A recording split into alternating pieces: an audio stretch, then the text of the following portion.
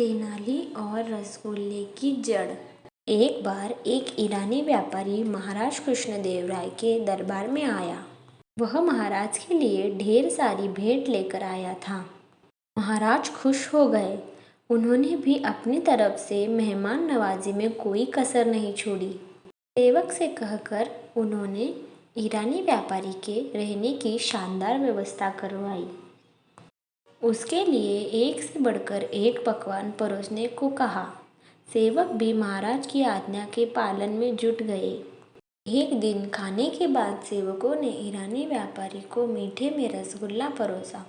रसगुल्ला देखकर व्यापारी ने सेवकों से पूछा कि क्या वे उस रसगुल्ले की जड़ के बारे में बता सकते हैं। सेवक सोच में पड़ गए। वे रसोइये के पास गए और उससे ईरानी व्यापारी का प्रश्न बताते हुए उत्तर पूछा। रसोइयों को तो बस रसगुल्ला बनाना आता है, उसकी जड़ के बारे में उसे कोई जानकारी नहीं थी। वह उस प्रश्न का उत्तर नहीं दे पाया। सेवक ने कई लोगों से इस प्रश्न का उत्तर पूछा, लेकिन कोई उसका उत्तर नहीं दे पाया। धीरे धीरे महाराज के कानों में यह बात पहुंची कि ईरानी व्यापारी के द्वारा रसगुल्ले की जड़ के बारे में पूछा गया है और महल में कोई भी इस प्रश्न का उत्तर दे नहीं पा रहा है। फिर उन्होंने अपने सबसे चतुर दरबारी तेनालीराम को बुलवाया और उनसे ये प्रश्न पूछा। प्रश्न सुनने के बाद तेनालीराम बोला, महाराज, कल दरबार में आप ईरानी व्यापारी को बुला लीजिए। मैं सबके सामने इसका प्रश्न का उत्तर दूंगा। अगले दिन सारा दरबार खचाखच भरा हुआ था। ईरानी व्यापारी भी दरबार में उपस्थित था।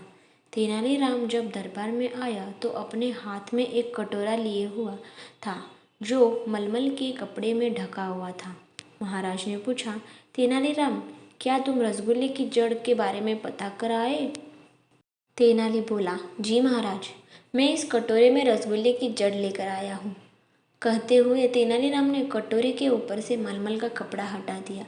कटोरे में गन्ने के टुकड़े पड़े हुए थे, जिसे देख महाराज सहित सारे दरबारी चकित रह गए। तेनालीराम व्यापारी महाराज की समझ से अब भी सब बाहर था। उन्होंने तेनाली से पूछा, तेनाली, ये सब क्या है? तेनालीराम बोला, महाराज, मिठाई शक्कर की बनती है, शक्कर को गन्ना बनाता है, इसी तरह हुआ न गन्ना रसगुल्ले की जड़। यह उत्तर सुनकर महाराज ने हंसते हुए ईरानी व्यापारी की ओर देखा। वह भी तेनाली के उत्तर से संतुष्ट हो चुका था।